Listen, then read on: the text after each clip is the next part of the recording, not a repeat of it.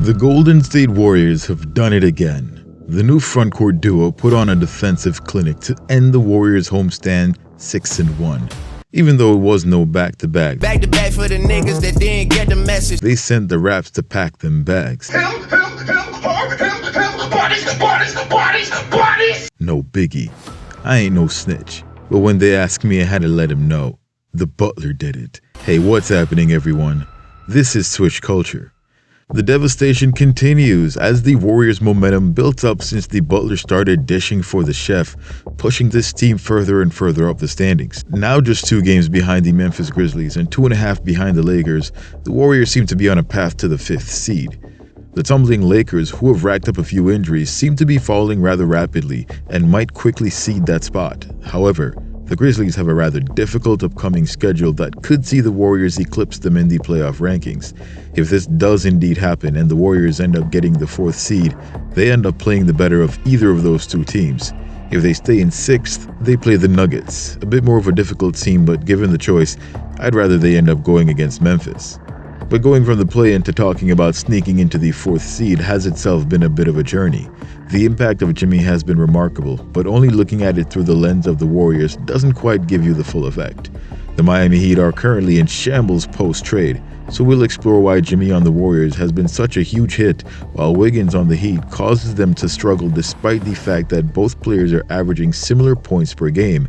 And lastly, something a bit disturbing happened in the Warriors' most recent game, and this could derail the entire trajectory of the Warriors' playoff aspirations in the worst-case scenario. Before that, however, be sure to like the video and subscribe to Switch Culture for the most analytical and entertaining NBA content on the planet. Now get ready. You're about to get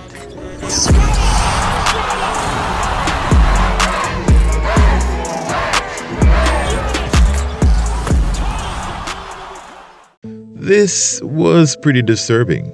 With 3:31 left to go in the 3rd quarter, 6'2", 185-pound point guard Steph Curry drives to the basket where he gets hit by 6'10" center, 250-pound Colin Castleton and crushed between Castleton and his teammate Jonathan Mobo. As you can see, Castleton's height causes him to make contact with Steph's upper body, so all that momentum that Steph was carrying caused his lower body to keep moving forward and set him on a downward trajectory. He hits the court sharply on his tailbone where he was injured previously, and you hear a sharp crack as he makes contact. The result is not surprising. Both players actually fouled Curry as Mobo was moving sideways, and clearly Castleton makes a ton of contact, obviously enough to knock Steph Curry down. But yet the refs failed to blow the whistle on the foul. This echoes a theme we've seen through most of Curry's tenure.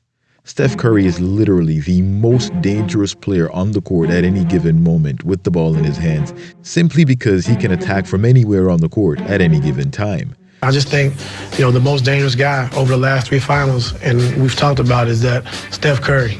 This gives defenses the impetus to scheme his every move for the entire time he's on the floor. Personally, I'm of the opinion that the refs know that if they were to call every foul, it would be impossible to maintain the flow of the game with the way he's being guarded. Gafford is here.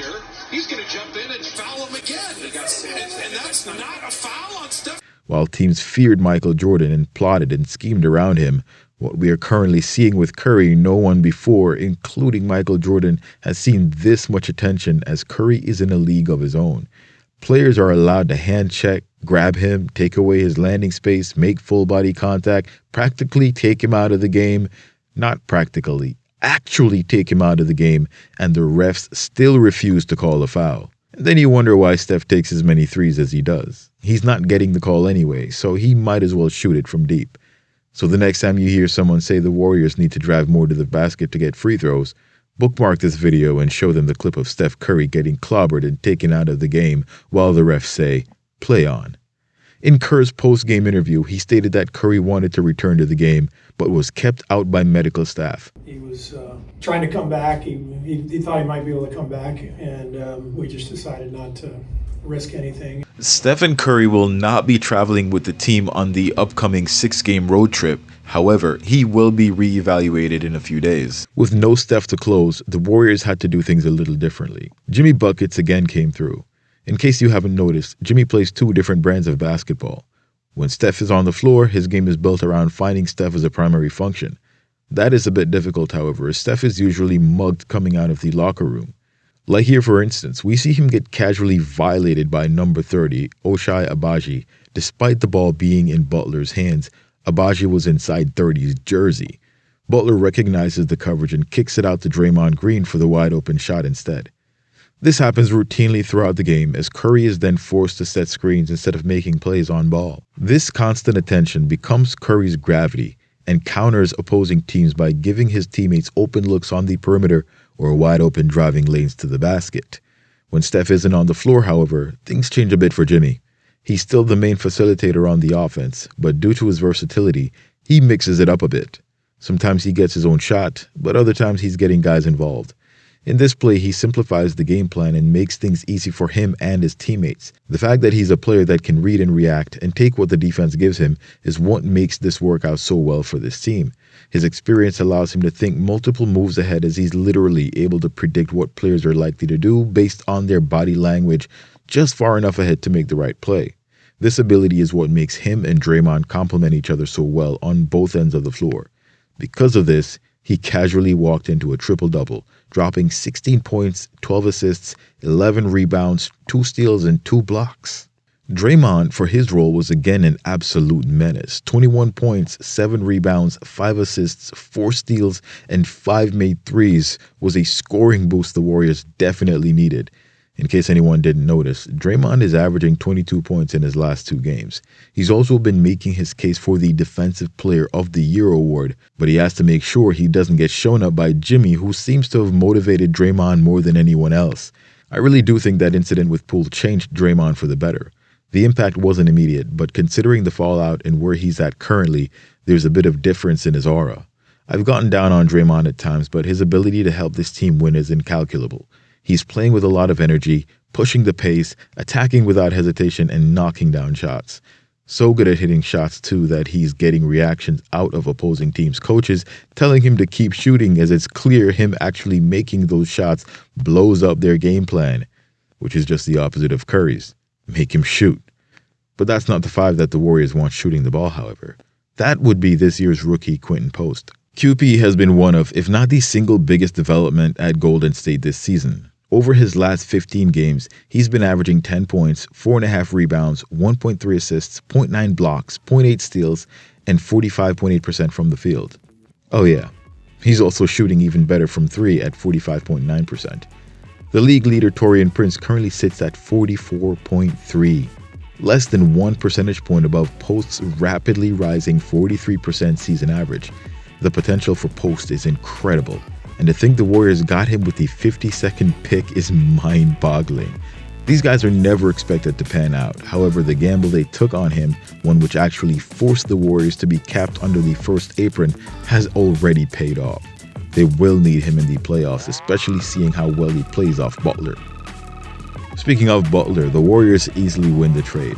While Butler's personality has translated well, becoming a leader in Golden State and holding guys accountable, things haven't worked out nearly as well for Wiggins. You see, the Miami Heat needed a leader even more so than Golden State, and these 3 veterans are comfortable sharing that role in different capacities. Without Jimmy, the Heat lack accountability and leadership, a role that isn't suitable for a player like Andrew Wiggins. While Wiggins thrived in his role at Golden State as a second or third option, his new team is suffering the same way the Timberwolves did before Wiggins left. A first option is not a great role for him. If they in fact get this first option and Kel'el Ware continues as he has been for the past few games, they could be in position to compete. This, however, is yet another battle that Pat Riley ended up losing after gambling with the team's best player. Which first option is currently willing to go to Miami? This could be a destination for Kevin Durant in the offseason. However, that deal likely doesn't happen unless Miami gives up Wiggins and Ware, among others. The Suns are asking 3 first-round picks, and getting a superstar to come and play for Pat Riley, despite the allure of Miami, might not be so enticing these days. But let me know what you guys think. Which free agent could Miami sign in the offseason? What grade would you give both teams on the trade? The Miami Heat are 4-15 in their last 19 games. Meanwhile, the Golden State Warriors are 16-3. Also, have a look at the current playoff chart. What do you think is the easiest path for the Warriors to the NBA Finals? And finally, what does this version of Draymond, as well as the development of Quinton Post, mean for Golden State? Post your thoughts in the comments below. Just be sure to like the video, subscribe to the channel, and turn on all your notifications so you don't miss any of my latest uploads. Thanks for watching. Till next time, swish!